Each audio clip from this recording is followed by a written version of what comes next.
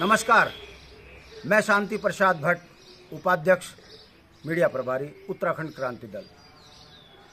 चुनाव प्रचार अंतिम पड़ाव पर पहुंच चुका है और इस समय मैं यमकेश्वर क्षेत्र में भ्रमण कर रहा हूं। मेरे ठीक साथ में मेरी बहन छोटी खड़ी है, अंकिता भंडारी की मां है। गांव-गांव घूमकर ये कह रही है कि उत्तराखंड की बेटियों को बचाओ, वरना उत्तराखंड में इन भेड़ियों की सरकारों ने सब कुछ खत्म कर देना है।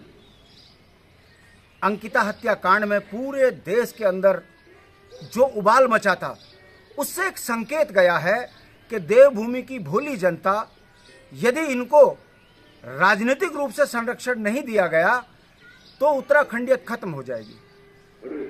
हमारे प्रत्याशी आशुतोष नेगी, जो एडवोकेट भी हैं, प्रोफेसर भी हैं और पत्रकार भी हैं, ये कुछ बुनियादी सवालों को लेकर मैदान जंग में हैं।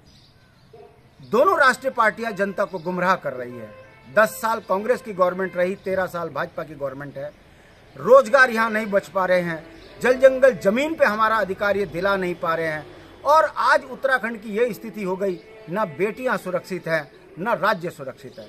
ऐसी दशा में उत्तराखंड क्रांति दल ही बुनियादी सवालों पे काम कर रही है। हमारा ये मानना है कि अगर उत्तराखंड क्रांति दल को जनता का आशीर्वाद मिला तो हमारा जो ये सांसद संसद में जाएगा तो उत्तराखंड की बेटियों को कैसे संरक्षित किया जाए और किनके द्वारा उत्तराखंडियत खत्म हुई है, इस पर सवाल खड़े करेगा, न्याय की बात करेगा, उत्तर प्रदेश से परिसंपत्तियां छुड़वाने की बात करेगा, जल जंगल जमीन पर अधिकार दिलाने की बात करेगा।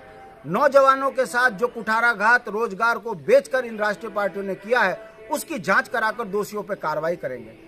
कहने का मतलब है, एसडीएम की नौकरियां यहां बिकी हैं, क्लर्क की नौकरियां यहां बिकी हैं, दरोगा की नौकरी यहां बिकी है, समीक्षा अधिकारी तक यहां बिके, तब नौकरियां लगी।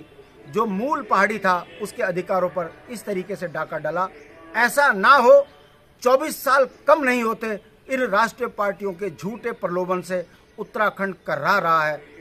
मेरी जनता से हाथ जोड़कर अपील है कि जब आप 19 तारीख को अपने मत का दान करने जाएं तो अपनी बेटी का चेहरा देखें, अपने गांव की उदासी देखें और अपने बच्चे की बेरोजगारी को देखें कि पढ़ा लिखा कर अपने राज्य में उन्हें आखिर नौकरियां मिल क्यों नहीं रही हैं।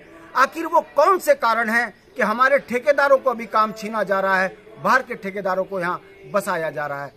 उत्तराखंड के अंदर भारतीय जनता पार्टी ने यूसीसी की आड़ में बाहर के लोगों को साल भर में अस्थायी निवास प्रमाण पत्र देने का जो षड्यंत्र किया है, ये भी जनता को अब समझना चाहिए। और उत्तराखंड की महिलाओं ने तो जो कोदा जगोरा खाएंगे, उत्तराखंड बनाएंगे वाली महिलाओं ने मुट्ठी भींच कर ये कहा था कि हमको उत्तराखंड चाहिए, गांव को विकास चाहिए, गांव से पलायन रुकना चाहिए, हमको सड़क, स्वास्थ्य, शिक्षा, बिजली, पानी, रोजगार, स्वरोजगार से जोड़ना चाहिए ताकि हमारा गांव समृद्ध हो, पहाड़ से पलायन रुके। दुर्भाग्य देखिए, ये भारतीय जनता पार्टी देव संस्कृति को कलंकित करने के लिए यूसीसी का बात कर रही है। जब यूकेडी बोलती है तो अब यूसीसी पर चुप हो गए। हमने कब कहा कि पहाड़ की महिलाएं लिविंग रिलेशन चाहती हैं? ये षड्यंत्र समझिए कि भारतीय जनता पार्टी कैसे उत्तराखंड को बदनाम कर रही है। ये चंदा चोर, धंधा लो चंदा दो, ऐसी नीति पर चलने वाली इस पार्टी को उत्तराखंड से बाहर कीजिए, तभी उत्तराखंड बचेगा। नमस्कार।